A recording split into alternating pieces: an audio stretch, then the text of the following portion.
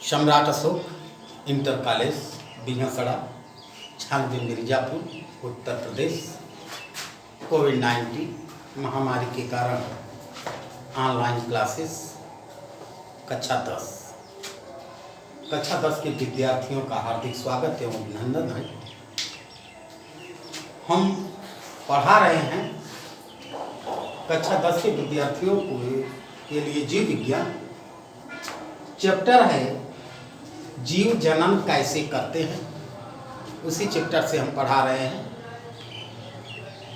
तो आज का प्रश्न है, हमने मानव में पुरुष जननांगों के प्रकार तक पढ़ाया है। मानव में पुरुष जननांग कितने प्रकार के होते हैं तथा उनका क्या कार्य है, हमने यहाँ तक पढ़ाया है। आज का प्रश्न है आपका, मानव में स्त्री जननांग कितने प्रकार के होते हैं तथा उनका क्या कार्य है। आज का प्रश्न है, ध्यान से समझिएगा।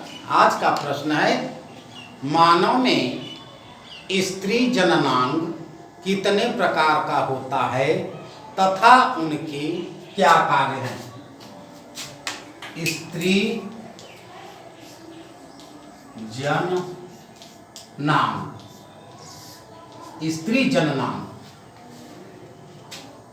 अब हम सबसे पहले आप लोगों को बताएंगे मानव में स्त्री जननांग कितने प्रकार के होते हैं, जिसमें पहला है अंडाशय। पहला है अंडाशय, दूसरा है अंडवाहिनी। अंडवाहिनी, अंडवाहिनी। तीसरा है गर्भाशय।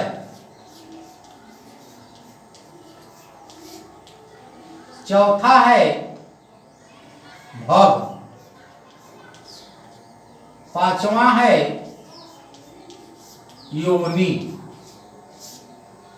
पांचवा है योनि। यही स्त्री जननांग के भाग हैं।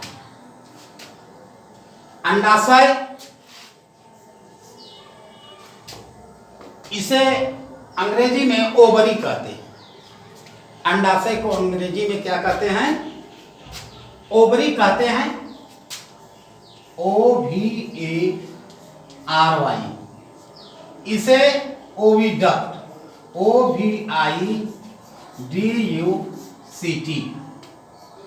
इसको यूटेरिस, UTEREUS, यूटेरिस।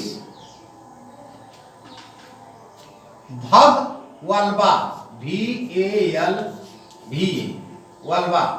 योनि vagina, VAGINA, vagina. Ovary, oviduct, uterus, vulva and vagina, यही है स्त्री जननांग के भाग। अब इनके कार्य, देखिए।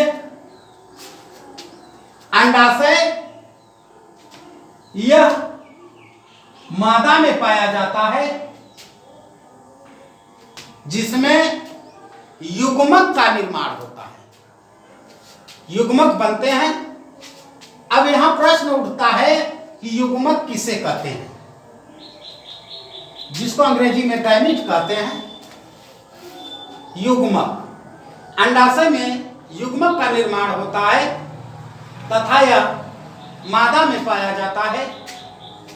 अब यहां बात आती है युग्मक। युग्मक हम बता दें आप लोगों को, स्पर्म, स्पर्म माने शुक्राणु, ओवा माने अंडा।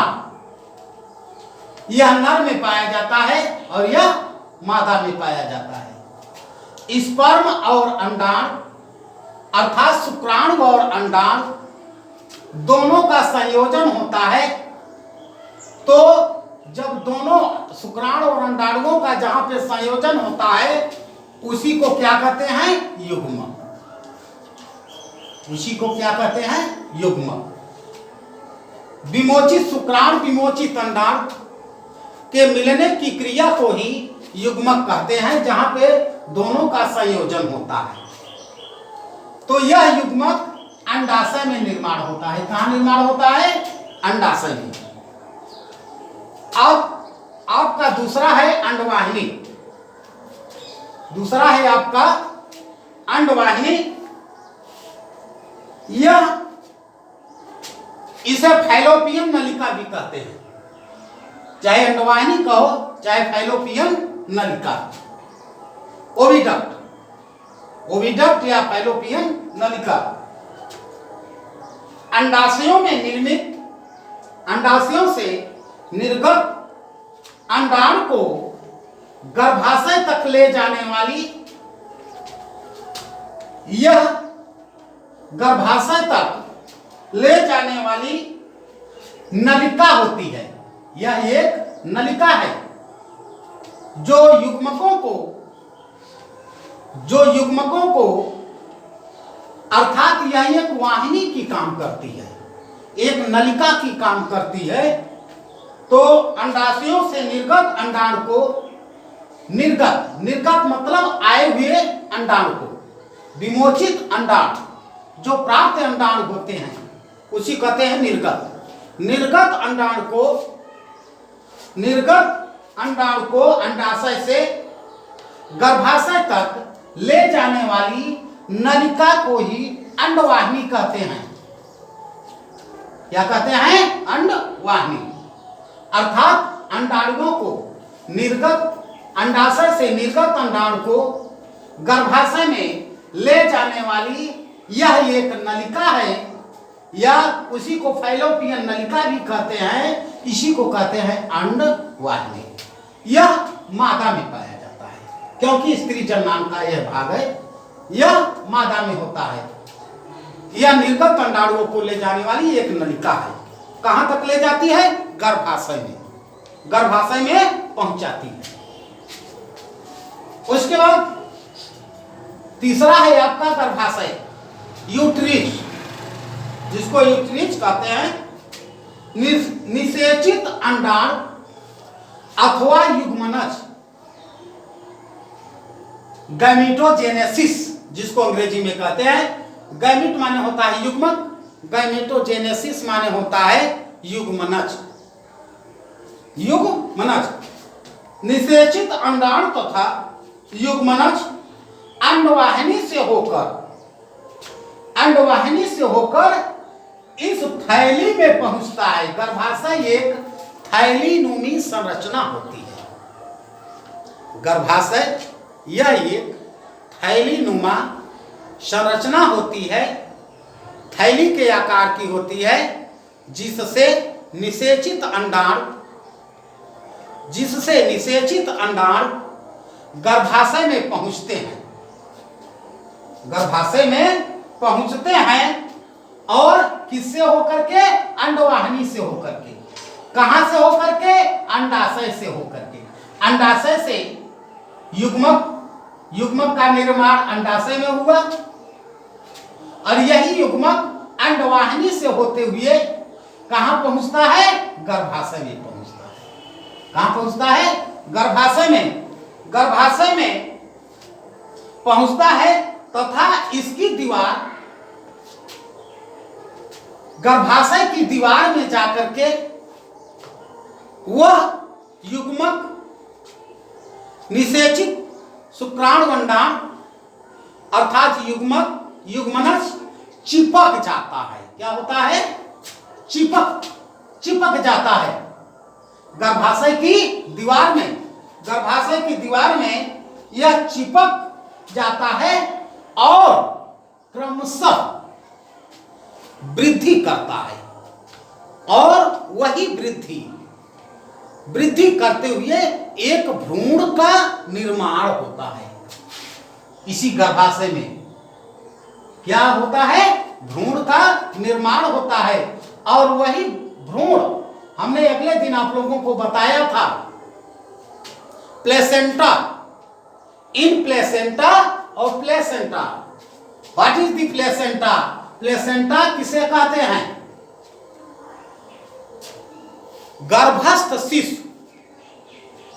गर्भस्थ शिशु माता के शरीर में, माता के गर्भस्थ भ्रूण माता के शरीर में अपना पोषण ग्रहण करता है, अपना पोषण ग्रहण करता है, उसी भाग को कहते हैं इन प्लेसेंटा।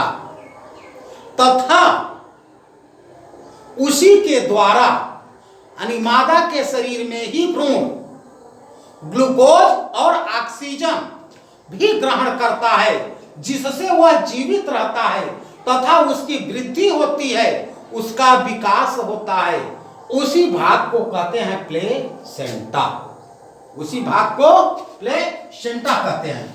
तो यह गर्भाशय की दीवार में चिपक जाता है और क्रमशः उसकी वृद्धि होती है, और वृद्धि होकर के वह भ्रूण का निर्माण करता है, और वही भ्रूण धीरे धीरे एक शिशु बनता है, एक शिशु बनता है। और उसी गर्भाशय से समयानुसार एक नए संतति की उत्पत्ति होती है। इसी को कहते हैं गर्भाशय। अगला है आपका भव, वल्वा जिसे कहते हैं। योनि के बाहर का, योनि के बाहर के खुलने वाले भाग को भव कहते हैं। योनि के बाहर वाले खुलने वाले भाग को भव कहते हैं। जब तक यह योनि के बाहर का भाग नहीं खुलेगा, तब तक शुक्राणु अंडवाहिनी से होते हुए अंडाशय में जाकर के, जिसके माध्यम से वे गर्भाशय में पहुंचते हैं। तो इसी को क्या कहते हैं? भव कहते हैं। पांचवा है योनि, अंग्रेजी में इसे वेजाइना कहते हैं। गर्भाशय के मुख से बाहर, गर्भाशय के मुख से बाहर की ओर जाने वाली एक पेशीय नलिका है। इस प्रकार की है, यह एक पेशीय नलिका है जिसमें संकुचनशील होता है। यह फैलता है और सिकुड़ता है। संकुचनशील अर्थात यह एक पेशीय नलिका के रूप में होती है। इसी से होकर के, इसी योनि भाग से होकर के शुक्राणु कहां पहुंचते हैं? गर्भाशय में। कहां पहुंचते हैं? गर्भाशय में। यह था आपका पहला प्रश्न। अब इसके पश्चात दूसरा प्रश्न है आपका, दूसरा प्रश्न है आपका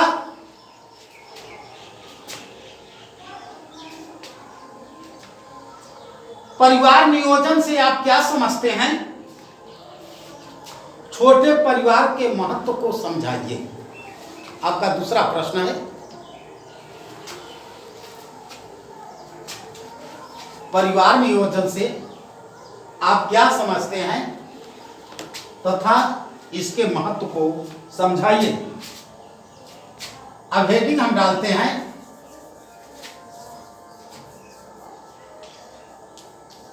परिवार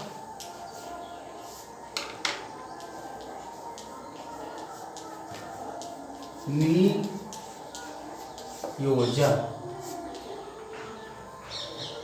यह है आपका हेडिंग, परिवार नियोजन। परिवार की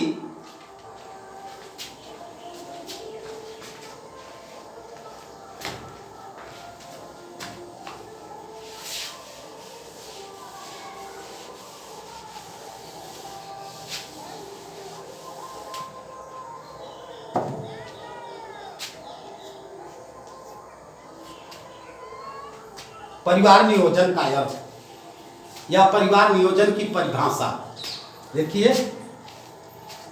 परिवार की जन्म दर इस प्रकार नियंत्रित हो कि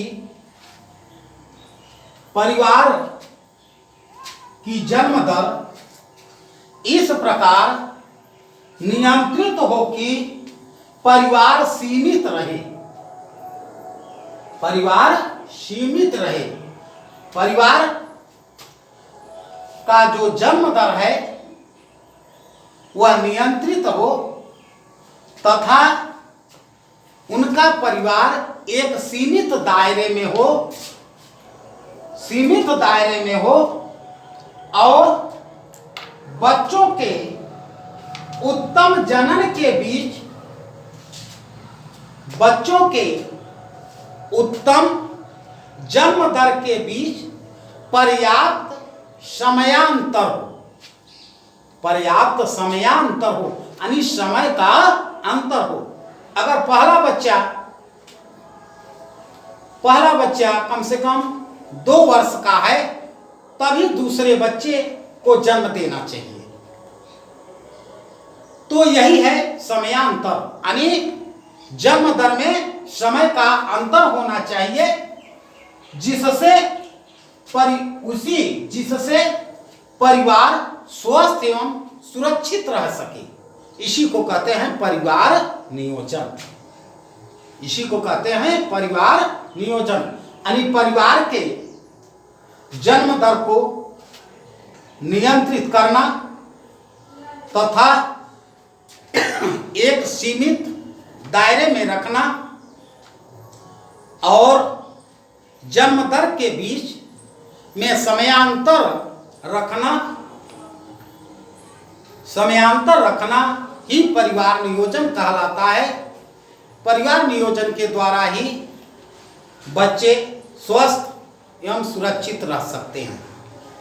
ये तो था परिवार नियोजन का अर्थ।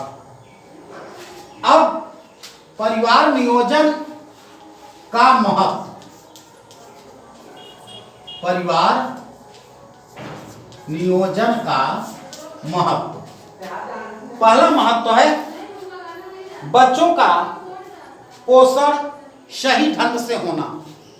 बच्चों का पोषण सही ढंग से होना, बच्चों को उचित शिक्षा प्रदान करना, बच्चों के रहन सहन पर ध्यान रखना, बच्चों के खान पान पर ध्यान रखना, बच्चों को उत्तम